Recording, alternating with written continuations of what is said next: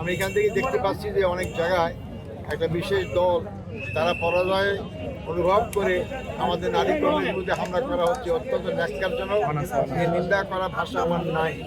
যারা নারী স্বাধীনতার কথা বলে, তারা নারীদেরকে হেনস্থা করা, এটা কোন স্বাধীনতা? এরা মা বোনদের ইজ্জত করা হানি তাদের।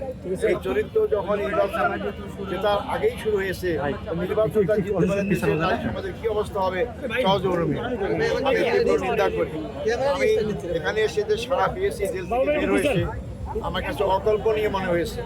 বিশেষ করে নারী বোনদের সাড়া পেয়েছি এবং আজকে যুব সমাজের শুরু র্যালি আজকে, এটা আমার জামাত ইসলামী র্যালি না, শুধু যুব সম্প্রদায়ের। আপনারা দেখেছেন হাজার হাজার যুবকরা আমার মিছিলে অংশগ্রহণ করেছে এবং এই যুবকরাই আজকে পরিবর্তন চায়, কারণ দেশটাকে 24 সালে 5 আগস্ট তারাই পরিবর্তন করেছে। এই যুব শক্তি আমার বর্ধমান তারাগঞ্জের ভোট শক্তি আগামী নির্বাচনে ইনশাল্লাহ 12 তারিখে ভোটে আমাকে বিপুল ভোটে ব্যবধানে জয়লাভ করবো ইনশাল্লাহ। আমার অভিযোগটা হচ্ছে যে আমি এখানে বলেছি যে আমার এখানকার নারী কর্মীকে এক জায়গায় বাড়ি থেকে বের করে দেওয়া হয়েছে, বিভিন্ন জায়গায় তারা ভয় দেখাচ্ছে, তোমরা ভোট কেন্দ্রে যেও না, ভোট কেন্দ্রে এই হবে সেই হবে, আমার দল ক্ষমতায় যাবে, তখন তোমরা কোথায় যাবে ইত্যাদি ভয় দেখাচ্ছে।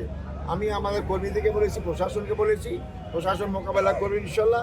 প্রশাসন যদি ব্যর্থ হয়, আমার যুব শক্তি তার মোকাবেলা করার যথেষ্ট ইনশাল্লাহ।